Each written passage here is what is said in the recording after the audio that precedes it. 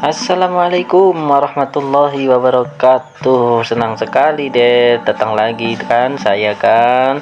Sebelumnya saya mau ngucapin terima kasih ya atas segala perhatiannya dan antusiasmenya dalam mendengarkan kisah-kisah dari buku yang saya bacakan dalam serial Menjadi Pribadi yang Selalu Beruntung. Memang bukunya juga judulnya seperti itu ya, buku karya dari Dwi Suwiknyo terbitan tahun 2016. Nah, setelah kemarin kita dengar kisah yang berjudul Orang Miskin Harus Pintar dan ternyata mendapat apresiasi yang luar biasa dari para pendengar, maka saya putuskan untuk segera membacakan kisah selanjutnya. Oh iya, sebelumnya terima kasih untuk yang telah mengklik like, subscribe, dan juga share ke teman-teman ya, sehingga kisah yang sebelumnya sudah dipublikasikan, sudah ditonton oleh banyak orang. Oke, selanjutnya kita langsung saja yuk masuk ke kisah selanjutnya yang berjudul kisahnya yang nomor 6 ini berjudul Kenapa Kita Mudah Gelisah. Kita mulai yuk. Kali ini kita akan rehat sejenak. Kita luangkan waktu sejenak untuk merenung sembari bertanya-tanya. Kenapa kita mudah sekali gelisah? Sebab dampaknya sangat buruk untuk kehidupan sehari-hari. Andai kita bisa menemukan jawaban yang tepat, tentu kita bisa menikmati hidup ini dengan senyum bahagia. Pertama, kita terlalu menyesali kebodohan di masa lalu, pernah berbuat salah, berbuat dosa di masa silam, dan mengganjal di hati. Kita belum bisa lepas dari bayang-bayang kesalahan itu. Artinya, akhirnya kita tidak bisa menikmati hidup. Ciri-cirinya adalah sering berkata, andai saja dulu aku tidak melakukan hal itu, pasti aku lebih bahagia. Solusinya, segera bertobat. Salah satu tanda perbuatan dosa adalah munculnya perasaan gelisah. Bertobatlah dengan menyesali segala perbuatan dosa dan berjanji tidak akan mengulangi lagi.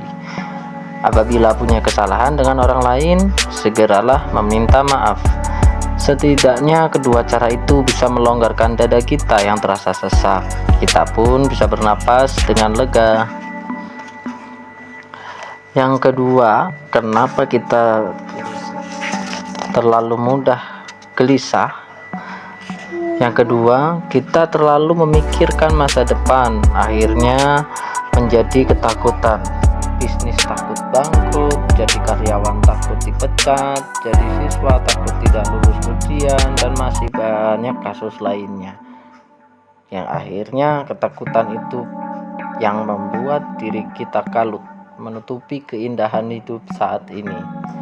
Pikiran kita tidak logis lagi, mudah pusing, terlalu khawatir dengan sesuatu yang belum pasti terjadi. Seringnya berkata, bagaimana ya nanti kalau jadinya begini dan begitu? Padahal ketika masa depan itu hadir, tidak ada kejadian yang dulunya pernah kita takuti itu. Semua baik-baik saja. Nah, solusinya, nikmatilah hidup kita saat ini. Hirup udara segar, hadirkan diri kita, satukan pikiran, jiwa, dan raga dalam satu waktu. Itulah mengapa kita harus rutin sholat 5 waktu.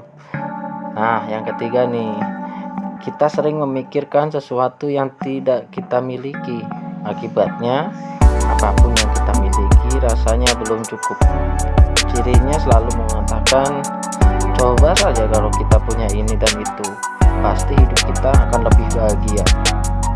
Toh nantinya kalau punya barang yang disebut itu, masih saja mengatakan hal yang sama. Bahagianya disandarkan pada sesuatu yang belum dimilikinya.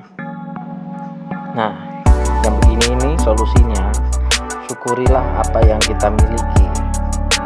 Gunakan sebaik mungkin apapun yang kita miliki supaya kita bisa bahagia. Lihatlah dengan seksama, inilah hidup kita, inilah yang kita miliki. Seperti kita bisa mengayuh pedal sepeda dengan bahagia tanpa memikirkan nikmatnya menikmati motor. Yang kan? Begitu juga kita bisa menikmati naik motor saat kita tidak memikirkan nyamannya naik mobil. Nah, yang keempat nih, kita merasa kehilangan yang berlebihan. Ada rasa menyesal dan sangat kecewa, seperti seorang pebisnis yang menyesal harus menjual rumahnya karena dijual untuk melunasi hutangnya di bank. Kasus ini hampir sama dengan rasa bersalah di masa lalu yang begitu mendalam. Hanya saja untuk kategori yang keempat ini lebih kecewa karena kehilangan barang atau seseorang.